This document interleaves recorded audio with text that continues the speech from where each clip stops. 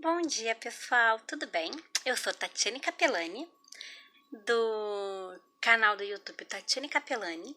Vocês também podem encontrar alguns dos textos de Ayurveda no @AyurvedaVenus, lá no Instagram.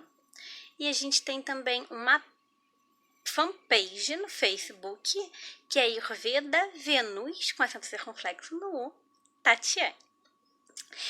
Quem eu sou, né? Eu sou bióloga ambiental e tenho uma especialização em engenharia sanitária pela Fiocruz e em docência do ensino superior pela Cândido Mendes.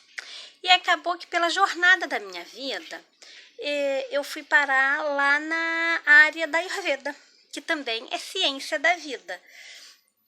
Então, dentro disso, eu estou fazendo uma série lá no @AyurvedaVenus, onde eu tô falando um pouquinho só sobre... Eu tô falando um pouco sobre os 7 corpos, mas também tô falando sobre as 8 disciplinas do yoga. Na verdade, eu tô me fixando agora, principalmente... Deixa eu pegar uma luz aqui, pela posição. Eu tô falando principalmente agora de Yama, que é a abstinência do comportamento pecaminoso, e Niyama, conduta virtuosa. Em alguns pontos, eu estou fazendo um comparativo com a cultura, com a religião, com o judaico-cristão. Por que eu falo que é cultura, não só a religião? Porque você tem, além, a religião é quando você... Religião vem de religare, né? Então, uma ligação com Deus. Mas você tem pessoas que simplesmente vão aos locais. Mas você tem toda uma escritura, tem toda uma base, textos, que vão muito de encontro com esses caminhos da yoga. Então, é muito interessante. Eu vou falar um pouco aqui para vocês. Por exemplo, eu vou mostrar um dos livros que eu estou usando de base, que é esse aqui, Teoria dos Chakras, tá? Do Hiroshi Motoyama. Outro dos livros, a gente usa o Patanjali do Yoga Sutra, eu uso do Shri Shri Ravi Shankar, que tem uma forma muito simples de explicar as coisas. Em Ayurveda, principalmente esse aqui, e tem também a Ciência da Vida do Danilo Carneiro, que eu também já li, ele está emprestado, né? Mas eu também uso bastante de base, porque eu tenho várias coisas anotadas dele. Eu emprestei para uma amiga de yoga que achou muito interessante. Então, vamos lá. Aí, primeiro eu vou falar rapidinho quais são as 8 disciplinas do yoga, né? Que a gente tem Yama, abstinência do comportamento pecaminoso. Niyama, conduta virtuosa. Asana, postura física. Pranayama são os controles da respiração.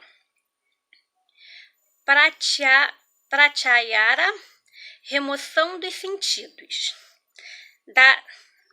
Dharana, concentração. Dhyana, meditação. E Samadhi, união de sujeito e objeto. Eu não estou falando de todas, então é mais Yama e Niyama, por enquanto, que eu tenho falado mais. Então, olha que interessante, né? Eu vou falar assim, só para vocês terem uma ideia, né? Essas disciplinas, elas podem ser classificadas em 5 grupos. A gente vai ter treinamento moral, por isso que eu estou falando de Yama e Niyama, que é a purificação e a harmonização da mente. Também, e aí tem os outros itens, que é o treinamento físico, que você tem Asana, Pranayama, você tem treinamento mental, Pratyahara e Dharana, tem treinamento espiritual com Dhyana e o Samadhi, que eles consideram integridade com o divino o mais elevado estágio do desenvolvimento espiritual. De acordo, vamos lá, né? De acordo com esse autor, tá? Existem várias linhas de pensamento, a gente tem que sempre lembrar disso, mas esse autor é um autor muito interessante.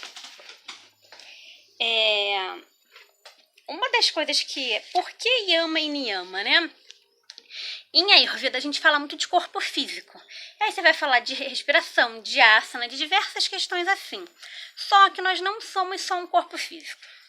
E isso é uma coisa muito importante da gente falar também, Ayurveda, porque a gente fica um tempão falando de corpo físico denso, ou corpo físico vital no máximo, que é a aura e os chakras, e a gente esquece que a gente tem vários componentes através disso.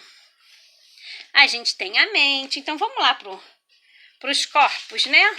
Em vídeo vai muito mais rápido, você vai ver que são vários textos lá, enquanto no vídeo a gente fala rapidinho, né? Em 5, talvez em 10 minutos a gente vai falar muito mais do que normalmente você leva uma semana escrevendo.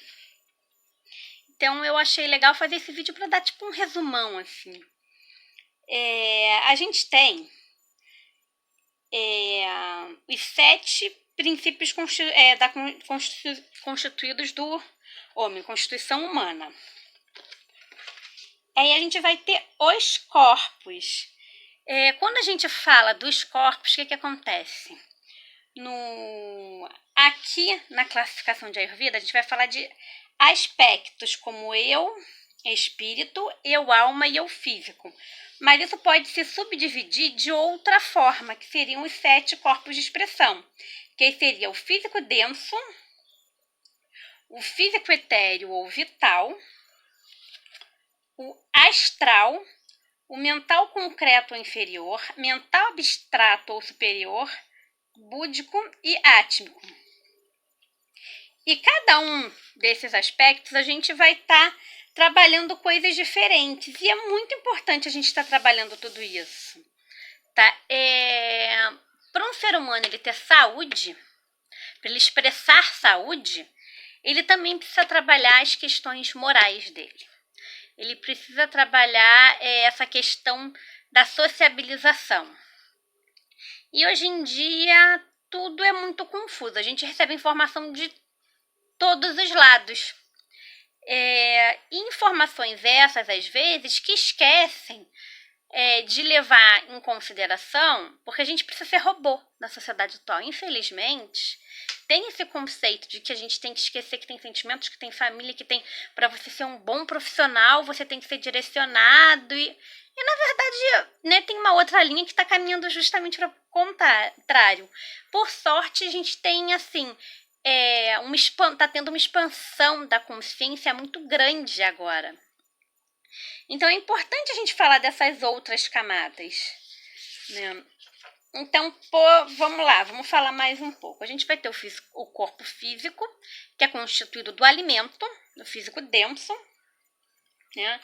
E aí a gente vai ter o corpo físico etéreo, que já é um corpo energético, mas que ele já é medido. Os chakras, tá? Desde antes dos anos 70, você já tem trabalhos com medições, tá? Você mede, são centros energéticos. O nosso corpo, ele é eletromagnético. Então, a vibração, né? A física quântica tem falado muito isso, da vibração, né? Do quanto você vibra. Então, tudo isso vai influenciar o nosso corpo. Então, se você tá com o seu campo fluídico, né, o seu campo energético bloqueado, né, em alguma região, em algum chakra, isso também vai estar associado com sentimentos que você sente, ou com a ação que você consegue tomar ou não, e a doença ela vai se estabelecer ali. A doença se estabelece no corpo físico etéreo. Não tem pessoas que às vezes vêm de guerra ou por algum acidente ou doença, perdem uma parte do corpo? Mas mesmo assim, a gente escuta vários relatos dessas mesmas pessoas que sentem formigamento, ou que ainda sentem dor, ou têm sensações, mesmo não tendo aquele membro, né, não tendo um braço, não tendo uma perna, ainda sentem... Perdão. Corrente de vento. Ainda sentem aquele membro. Então, isso por quê? Porque o corpo físico etéreo, ele continua inteiro. Você continua tendo o corpo físico etéreo. Tá? Então, eu vou falar um pouquinho mais sobre os outros corpos, né? Bom, vamos falar... Então, no próximo vídeo, eu vou estar falando mais, talvez, um pouquinho dos chakras. Tá? A gente tem a localização, o número de pétalas, Bijan Mantra, que é um som, né, para ativar esse chakra. tem os elementos. Em Ayurveda a gente trabalha muito a questão dos elementos.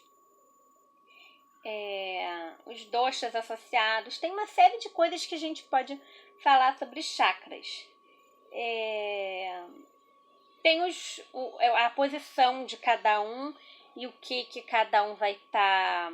ao que cada um vai estar relacionado. Por exemplo, o Muladhara, que é o chakra básico, né? Ele está muito associado ao medo, às questões instintivas. Então, cada um vai estar associado a uma questão diferente. O corpo, vou falar um pouco do corpo astral antes da gente terminar rapidinho.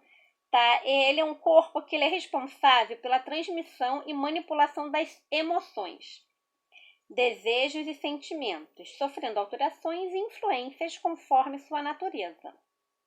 E aí ele fala uma classificação interessante.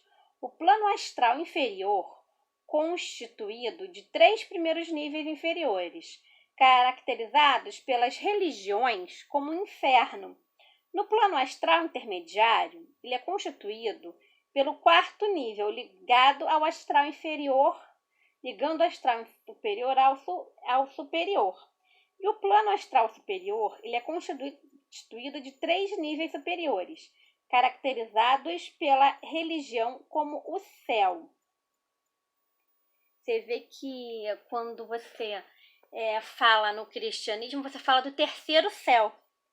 Né? Então é interessante que algumas coisas são muito similares. Né? Então, assim, qual a importância da gente saber esse monte de corpos? Né? Por exemplo, a gente tem o desenvolvimento desse corpo emocional, né? Porque você vai ter a criação de seres astrais e o desenvolvimento do corpo emocional.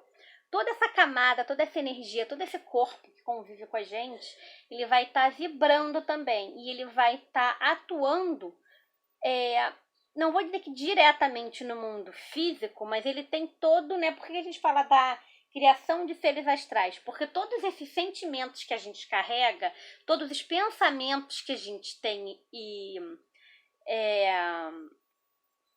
que a gente aumenta ou não, né? Que a gente permite que eles possam estar criando outras coisas, vão gerar. Aqui eles explicam como se fossem seres astrais. Você vai criar o que você é primeiro nesse outro campo, né? Para depois você trazer para o campo físico. Então, o mundo ele é muito mais... tem gente que fala que ele é espiritual, mas na verdade ele tem muito mais de uma densidade sutil do que só essa densidade física. E essas questões energéticas são muito importantes de serem trabalhadas também.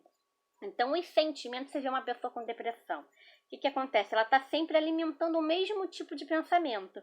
Então, em volta dela, você vai ter que tipo de seres, né? E quando a gente fala seres, não precisa tá falando assim, pode ter da própria criação dela. O que ela está criando para ela mesma, o que ela não está criando, né?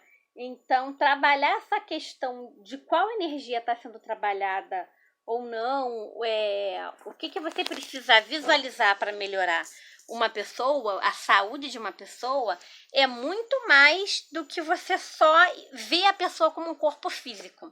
Até porque existem muitas doenças que são somatizadas. A psicologia fala muito disso, da dor somatizada. Para a Ayurveda não existe uma dor que não existe. Tá? Tem uma dor, alguma coisa acontece. Como é que a pessoa não se sente bem e não tem nada, né? Tem várias pessoas que fazem exames, até psicológico, pronto. Então, tá dentro de uma daquelas camadas, né? De uma dessas camadas do corpo. Então, é importantíssimo. E o que acontece? A questão da moralidade, de certa forma, está relacionada a isso também. De acordo com o comportamento que a gente vai tendo, isso também vai influenciar todas essas energias. Por isso que tem lá no início treinamento moral. E a gente está falando de filosofia de yoga. Eu não estou falando de uma religião. Mas se você comparar a questão da ambição, não é a ambição de você querer ter algo, de querer viver bem, mas de você ver que você talvez não precise de tudo que se imagina, ou você não precisa passar por cima dos outros, porque a honestidade ela está dentro disso. Você não ferir uma outra pessoa está dentro desses aspectos. O não matar, né? Não matarás, não roubarás, não falará falso testemunho. Então você vai ter lá, ser verdadeiro, não falar falso testemunho. né? Você ser verdadeiro com você mesmo, mas também é não falar falso testemunho, não alimentar essa questão, né, da fofoca ou do disse-me-disse. Então a gente vai ter na cultura judaico-cristã, não estou dizendo que outras não tem, muitas têm, tá? Mas mais do que nos pecados só, você tem isso, né? Você tem lá descrito nas tábuas da lei coisas muito parecidas. Não cobiçar o que é do próximo, sabe? Então tem coisas muito similares. Vale a pena ir lá e ler o texto no @ayurvedavenus no Instagram. Eu acho que vale super a pena, tá? Niyama tá dividido em 3 partes. E Yama veio antes, e eu falo um pouquinho dos textos comparativos. E com o tempo eu vou trazendo para cá para o YouTube também. Eu só vim falando dessas várias camadas para a gente começar a se habituar mais também um pouco com todo esse mundo. E ver que assim, a religião não influencia de forma negativa ou positiva. Você pode estar fazendo um tratamento ayurvédico independente da sua religião. Porque as pessoas imaginam, né, a Ayurveda como tem uma origem indiana, quem vai pesquisar, então eu vou ter que adorar um deus tal, vou ter que cantar mantra. Não, você não precisa entoar mantra só para aquele deus, não é só isso que resolve a sua vida. Mas também não é só você se alimentar, não é pensar só no emagrecer. A Ayurveda tem a ver com saúde. Claro que, né, uma pessoa extremamente obesa não é saudável. Isso é uma coisa muito óbvia, né? Mas você vai descobrir o porquê, que tanto apego aquela pessoa tem. Porque pode ter uma questão de corpo, tem, mas tem uma questão de acumulação e de apego também. Então todas essas questões são vistas dentro do cenário da Ayurveda. Então é isso. Eu sou Tatiane Capelani. Eu vou estar começando a postar vários vídeos, tanto sobre essa questão, mas eu vou tentar facilitar ao máximo, né? A questão da Ayurveda, um pouquinho de yoga, mas é muito pouco, é mais dessa filosofia. Então eu venho também desmistificando essa ideia de que não combina com o cristianismo, pelo contrário, né? Tem coisas, o jejum, por exemplo, ele é feito de forma muito parecida para você purificar o espírito. Então tem coisas muito similares, né? Lá tem um item em Niyama, que é entoar sons sagrados, né? Um louvor, ele é um som sagrado. Você lê a Torá, é um som sagrado. Você falar os nomes de Deus, né? São sons sagrados. Você vê que tem na Cabala, você tem os 72 nomes de Deus, que eles consideram uma meditação poderosíssima, e são os nomes de Deus. Então, tem uma similaridade muito grande que a maioria das pessoas não percebem. Então, cria-se um preconceito desnecessário quando a gente podia estar cuidando muito mais de nós mesmos e do próximo. Porque quando a gente começa a se entender, a gente consegue cuidar melhor do próximo. Então, é isso. Se você gostou do vídeo, curte, compartilha, deixa um comentário se você ficou com dúvida, tá bom? Vai nas outras redes sociais, me adiciona lá. E é isso, pessoal. Até breve!